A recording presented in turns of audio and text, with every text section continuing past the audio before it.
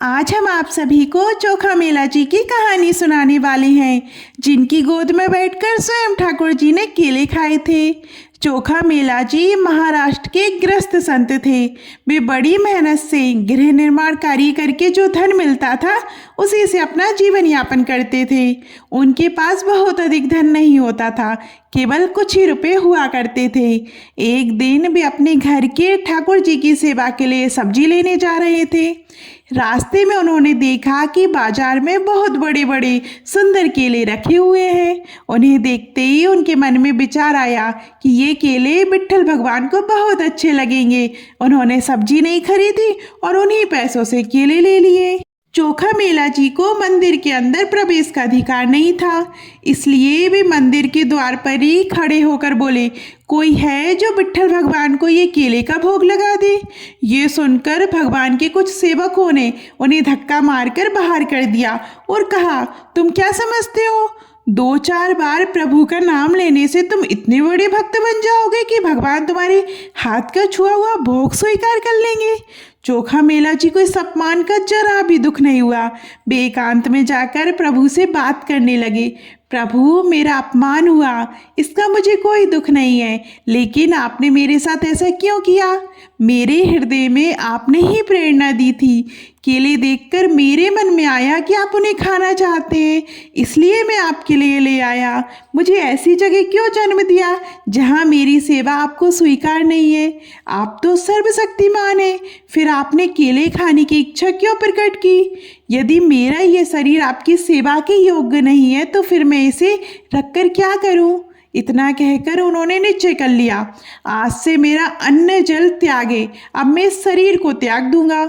उन्होंने अपनी कुटिया का द्वार बंद कर लिया और प्रण कर लिया कि ना जल पिएंगे ना अन्न ग्रहण करेंगे। उधर मंदिर में जब ठाकुर जी को शयन कराया गया तभी ठाकुर जी वहां से उठकर बाहर आए। वे सीधे चोखा मेला जी की कुटिया के पास पहुंचे और द्वार खटखटाया। बहुत ही मधुर और अमृतमयी वाणी में बोले, चोखा मेला जी। यह आवाज सुनकर चोखा मेला जी का हृदय आकर्षित हो गया। उन्होंने भीतर से पूछा, कौन है? ठाकुर जी बोले, चोखा मेला जी, मुझे बहुत भूख लगी है।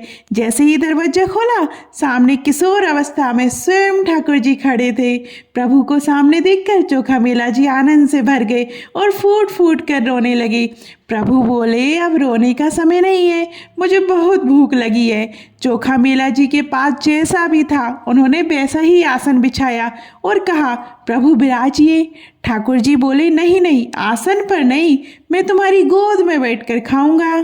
फिर प्रभु बोले, वो केले जो तुम लाए थे कहाँ है? चोखा मेला जी बोले, प्रभु, जब मुझे अपमानित करके भगा दिया गया था तब से भी वैसे ही रखे हैं। ठाकुर जी चोखा मेला जी की गोद में बैठ गए और केले खाने लगे। खाते खाते प्रभु बोले, आज तो स्वाद मुझे इन केलों में मिल रहा है, वह मुझे मंदिर में लगाए गए भोग में भी नहीं मिलता। रुक्मणी जी को भी पता चले कि मेरे प्रेमी भक्तों द्वारा दी गई वस्तु में कितना स्वाद होता है, इसलिए 2 केले रुक्मणी जी के लिए भी दे देना। ठाकुर जी ने बाकी सारे केले खा लिए और चोखा मेला जी से कहा, तुम सदा आनंदित रहो, मैं उन्हीं का होता हूँ जो केवल मेरे लिए होते हैं।